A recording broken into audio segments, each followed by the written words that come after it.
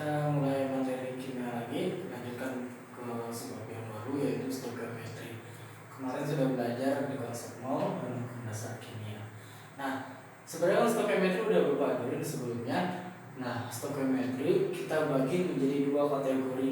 Sebenarnya sih nggak ada pembagiannya, cuman Bapak membagi menjadi dua kategori.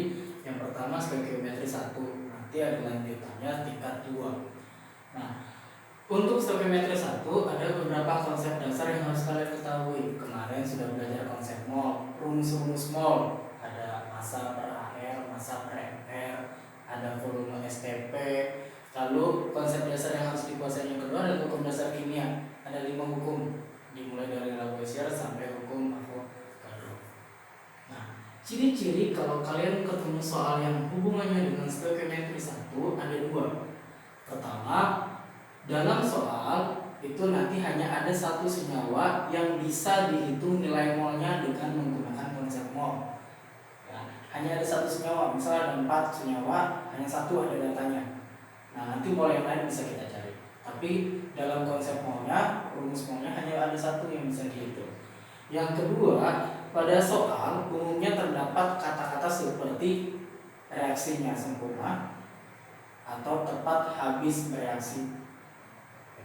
Ada 2 istilah ini yang sering keluar.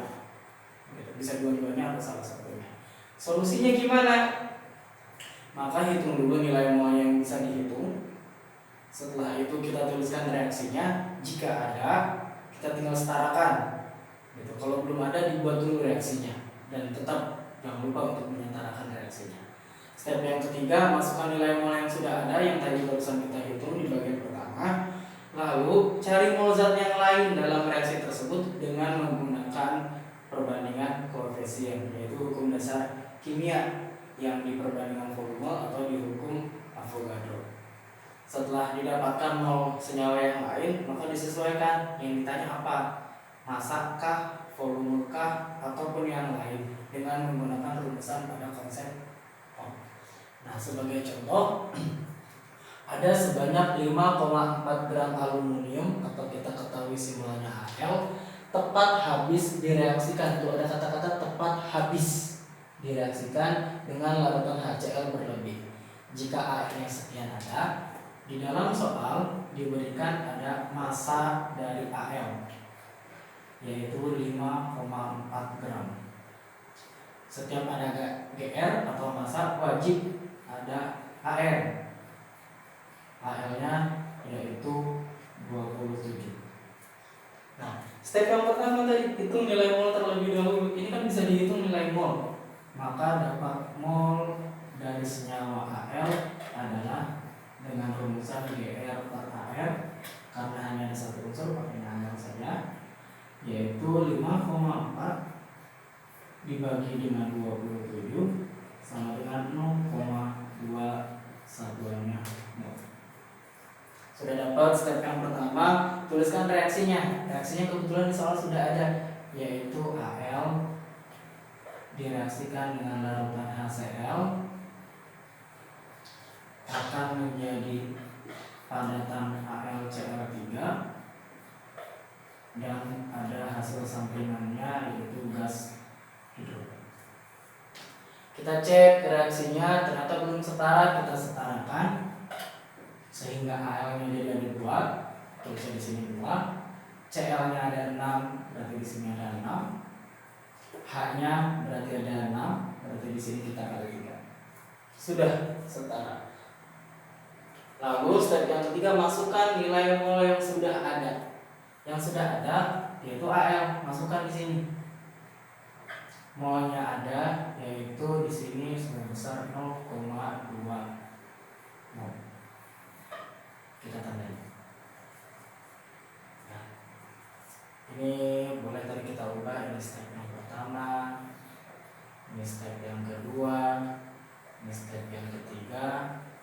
Step yang keempat adalah cari mol zat yang ditanya. Yang ditanya siapa? Maka jumlah gas hidrogen. Berarti ini step yang keempat, mol hidrogen. Ya. cari mol zat yang ditanya, gunakan perbandingan koefisien. Kalau Bapak di kelas pakainya gorengan. Lihat, gorengannya adalah koefisien di sini 2, maka yang harus dibayarkan adalah 0,2. Nah, yang ini koefisiennya adalah 3 atau gorengannya ada 3, maka jumlah molnya adalah 0,3 mol. Atau kalian cek di rumus perbandingan volume. Hukum perbandingan volume di hukum dasar kimia. Secara matematisnya adalah mol yaitu koefisien dari H2 dibagi dengan koefisien dari AL. Koefisien ditanya dibagi dengan koefisien yang diketahui dikali dengan mol yang diketahui. Kalau di hukum dasar kimia yang volume pakainya bukan koef. Yang pakainya di sini bukan mol, tapi volume. Silakan diganti molnya diganti dengan volume. Berarti koefisiennya adalah 3 dibagi 2, 2-nya dari sini, dikali dengan 0,2, hasilnya akan tetap sama yaitu 0,3 mol. Itu step yang pertama. Lalu step yang kelima, sesuaikan dengan apa yang ditanya. Yang ditanya adalah gas hidrogen.